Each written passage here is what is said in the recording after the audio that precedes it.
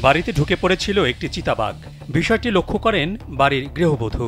বাঘ ঘরের ভেতরে ঢোকার পর তিনি বুদ্ধি করে দরজা আটকে দেন। কৌশলে বাঘের এক পা রশি দিয়ে বাঁধেন। এরপর তিনি বাঘটিকে চাদর পরিয়ে ঘরের দরজার সঙ্গে বেঁধে রাখেন। ঘরের প্রধান দরজার গ্রিল লাগানো ছিল।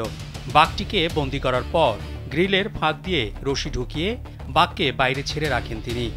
সংবাদ মাধ্যমের প্রতিবেদন অনুযায়ী আলোচিত এই ঘটনা ঘটেছে ভারতের রাজস্থানের উদয়পুরে। বন বিভাগের কর্মীরা এসে চিতাবাঘটিকে নিয়ে জঙ্গলে ছেড়ে দেন। ইতোমধ্যে এই ঘটনার একটি ভিডিও সামাজিক যোগাযোগ মাধ্যমে ছড়িয়ে পড়েছে। ভিডিওতে দেখা যায় একটি বাঘ চাদর পরা অবস্থায় ঘরের দরজার সঙ্গে বাঁধা। সে বারবার পালিয়ে যাওয়ার চেষ্টা করছে, কিন্তু কোনোভাবেই সফল হতে পারছেন না। ভিডিও দেখে উদ্বেগ প্রকাশ করার পাশাপাশি ওই গৃহবধূর প্রশংসাও করেছেন নেটিজেনরা। একজন ইন্টারনেট ব্যবহারকারী লিখেছেন, ওই মহিলা যে কাজ করেছেন তা অনেক সাহসী এবং ঝুঁকিপূর্ণ, তবে তিনি অন্যদের প্রাণ বাঁচিয়েছেন। অন্য আরেকজন লিখেছেন, গ্রামবাসীদের সামনে পড়লে বাঘটি মারা পড়ত। ওই মহিলা নিজের প্রাণ বাঁচানোর পাশাপাশি বাঘটিরও প্রাণ বাঁচিয়েছেন।